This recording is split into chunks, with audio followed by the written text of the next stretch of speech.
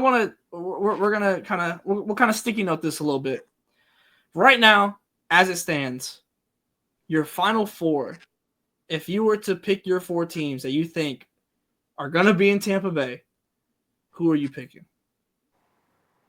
I'm taking the new number 1 in Notre Dame. Mm-hmm. I'm still taking UCLA. I do think the voters were extra harsh on them this week. Yep, I was going to make that point. They dropped all the way down to 3 and are still the lone team with a single loss on their resume. So I just thought that was like a kind of gross overreaction to losing the Battle of LA, another rivalry game, right? So I feel like those two teams are still locks to me. You know, go ahead. You know who else?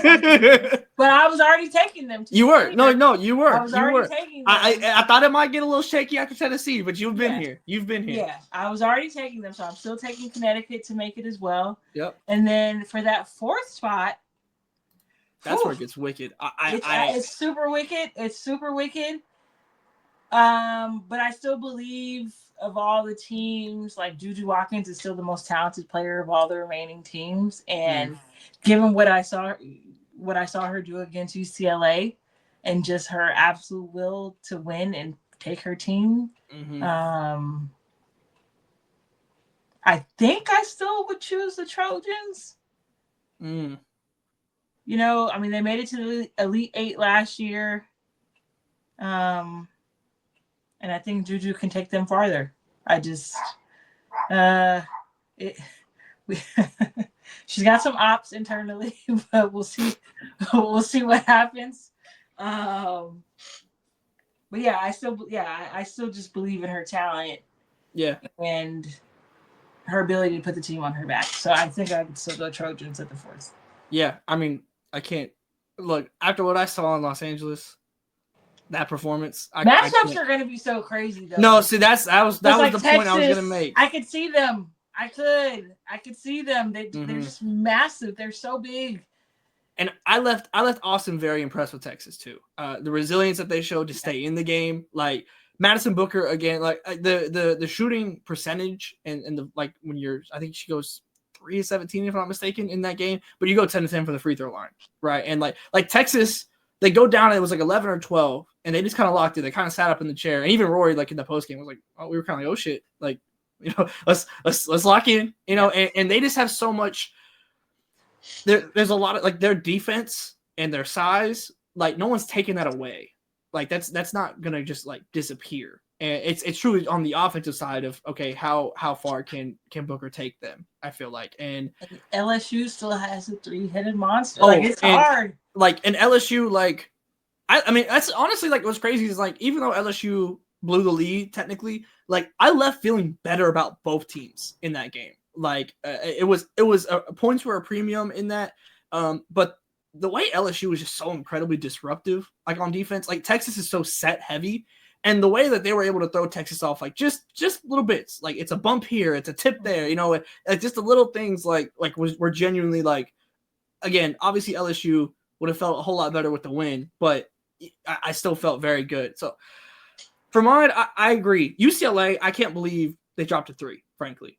Like that is insane to me. I think you could have made an argument for Notre Dame if you want to, like because I think they're both their losses, TCU and Utah, have aged probably better than most people had anticipated when they initially happened. I think Utah lost to Oklahoma State on the night that we're recording this, but Oklahoma State's kind of been a revelation of a team, and Utah is solid. Like they are a solid team. And TCU hasn't slipped up much at all. Also lost Oklahoma State, so maybe it's just something about Oklahoma State. But UCLA, only team with a loss. You lose against another top-ranked team, and it's one of the greatest individual performances, two-way dominant performances that I've laid eyes on. I'm not punishing you for that in that way. And it's like you got blown out, you know, like it's not. So like they would have still been number 1 for me had I had a vote. I understand the case for Notre Dame, and I'm not mad at it.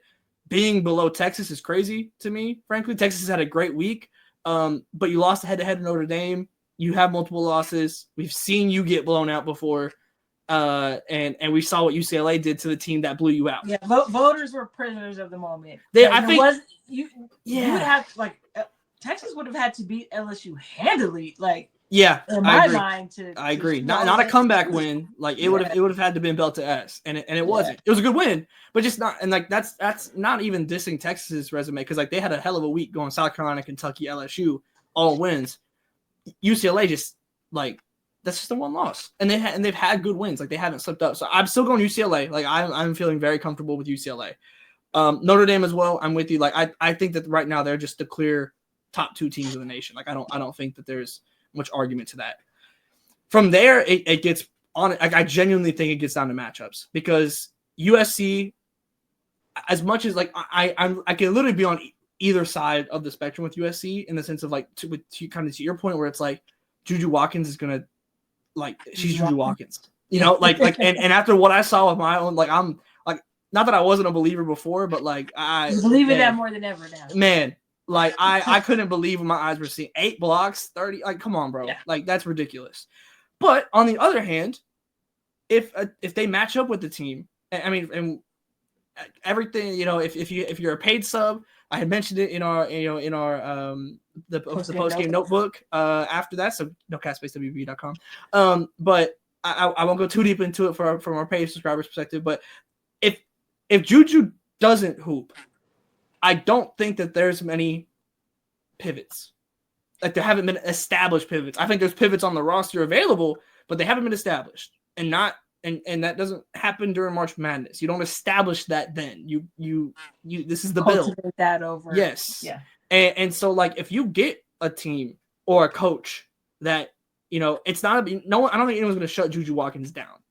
But if you can make her shoot a bad percentage and start forcing it, which we've seen, like I like if it's almost like I could equally see USC making the Final Four as I could like a Sweet 16 elimination. Like that feels like the like kind of equal likelihood to me, and it truly just comes down to the bracket, honestly, and like who they end up matching up. Well, the top 16 came out Sunday before UConn South Carolina played. Mm-hmm. Throw that shit in the trash. Yeah, I don't even like that. That doesn't even exist to me anymore. Man, I honestly, again, I left feeling really good about Texas. And so I think I'd put Texas in there right now. Man, and that last spot is brutal because I genuinely think like the top 7 could all win the national championship. Excuse me? Look, here's the thing about UConn. Please, I want to hear it. Here's where I'm at. That team that beat South Carolina can absolutely win the national championship. But we haven't seen that team very often. So like that's true. That's my hesitancy on it. It has nothing to like the ceiling of UConn. Dude, that's the thing. You don't even know what to look for because you're not used to. Look. Yes, your youth is plaguing you right now. I guess and so. That's okay. I guess that's so. Okay. I'm looking forward to them showing you how shit really goes. I'm looking forward to it. So I think come along with us on this journey, folks. I'll go UCLA, Notre Dame, Texas. I don't know. What's so crazy though is still in all of this, and even in your naivety, like we've still made. No, I mean, like, I've 4 or 5 Final Fours. Look, y'all. So, I don't know why. I've seen y'all beat. Cool. I watched y'all beat Courtney Paris. Okay, like I'm ready to earn it. I'm ready to earn it. It's cool. It's cool. Like I'm still tempted to go South Carolina, like until kind of further notice. Frankly, like just because they're South Carolina. Like, it's like it's honestly been weird digesting these South Carolina losses almost. Like just because of how like losing at home, losing in the SEC, like these things haven't happened. You know, so it's like on one hand, like at the time of recording this, we haven't seen the bounce back. Like, what does this look like? And again, like right now, obviously they have a talent to do so, and I'll still tentatively pick them right now. But I could absolutely see, like, depending on like how this bounce back looks like, how the SEC tournament goes, I could be feeling a whole lot worse about South Carolina by the time the tournament actually gets here. But for the sake of this, I'm gonna say South Carolina for now. But okay. I don't. I don't I'm looking know. forward to showing you otherwise. I'm looking forward to that. That's the thing is I see the vision with it. So like I like if that happens, I like genuinely like would not be shocked at all. I just want to see it more from UConn. I hear you. So do I. As do I. Yeah, I bet you do. I bet you do. As do I. Actually, my fourth team is gonna be Oklahoma. Anyways, y'all, let me. But no, that'll do it for us here on Volatile. We went long. There was a lot of stuff to cover this week, but again, to echo Andrew's point from the beginning of this, we launched our paid subscriptions. Again, all the stuff that you are used to getting, you're still gonna get completely free. But the support that we've already gotten, which all goes to upgrading sets, upgrading mics, traveling to give you the best coverage that we can. All of that is getting poured back into No Cap Space, and you get additional content out of it. You want to make sure you lock in right now. I'm telling you. Yeah. I'm telling you, as March approaches, if you were here last year, you already know how we give it up. Oh, it's crazy. You can expect like just way more dope stuff this March and this postseason. So get in now, subscribe now. Gift a sub to somebody. Be in the sharing mood. A new women's basketball fan in your life, gift them a sub to No Cap Space. It's gonna be worth it, and we want to double and triple down on that, especially during March Madness where it's truly money's on the line. Yeah. No, I mean, again, this launched Thursday, and we've already put several paid pieces up from post games to the incredible Juju Watkins piece which was launched that day on the free that Andrew did, where he went and visited with Juju's grandpa, got to speak with Juju, speak with Lindsey Gottlieb. Like it was a whole thing. It was fantastic. So if you haven't checked that out, go check it out. NoCapSpaceWB.com. And again, shout out Deals, the Denver DJ, for the new music. Shout out to Deals. Home field, 15% off your first order. Speaking of March Madness, it's time to lock in, folks. It's time to lock in. It's time to lock in.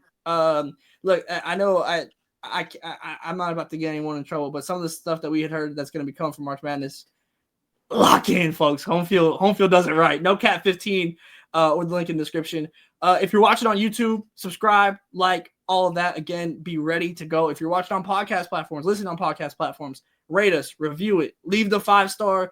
Like it all truly helps a lot. And for paid subs, the thing I'll leave you with to get you to sign up, if you wanted to hear about Cheryl Miller and my interaction with her and what happened, well, shout out to the paid subs. That's where you can check it out. But thank y'all so much. Again, lock in. It's no Cap Space. March Madness on the horizon. Postseason's on the horizon. WNBA stuff is still happening. Arrival's still happening. There's so much going on in the world of women's basketball.